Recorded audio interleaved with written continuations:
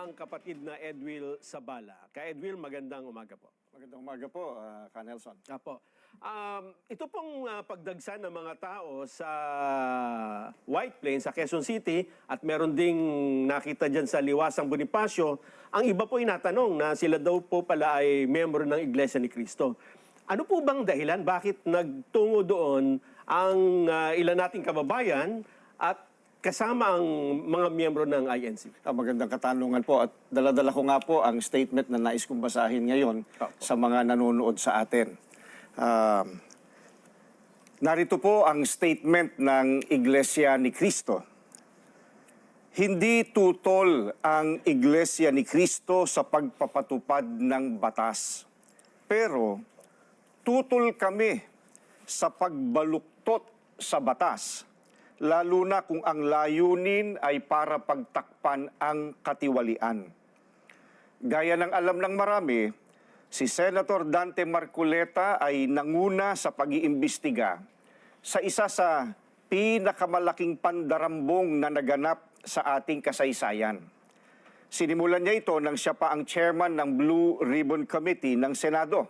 Subalit, pinalitan ng liderato ng komiting ito. Gayunpaman, itinuloy niya ang paghahanap ng hustisya para sa atin na mga mamamayan.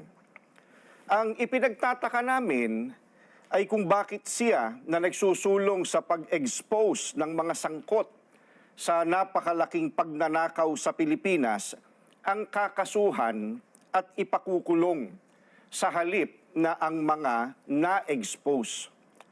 Ang ikinakaso kay Senator Marcoleta ay plunder na isang non-bailable crime. Sa makatwid, ipakukulong siya at hindi pwedeng magpiyansa hanggang hindi natatapos ang pagliliti sa kanya. Sa madaling salita, ay hindi na niya maitutuloy ang paglalantad o pag-expose sa mga sangkot sa pandarambong na naganap.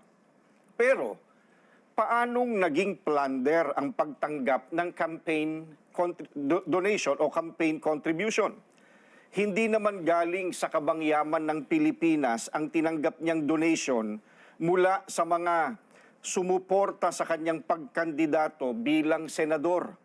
At mismong ang COMELEC ay naglabas na ng desisyon na walang krimen na naganap sa pagtanggap niya ng campaign donation.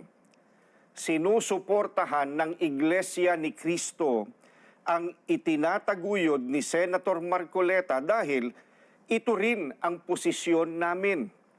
Nananawagan kami para sa transparency, accountability, justice, and peace. Kaya, nais naming iparinig sa mga kinauukulan na kahit ipakulong nila si Senator Marcoleta, ay hindi kami titigil sa paghingi ng katarungan para sa mga kababayan natin na ninakawan. Gusto naming ipaalam sa kanila na isang injustice ang selective justice at hindi kami mananahimik sa harap nitong napakalaking pagyurak sa katarungan na hinihingi ng ating mga kababayan. Yan po ang statement ng Iglesia ni Cristo. Maraming salamat po, Ka Edwil. Maraming salamat po.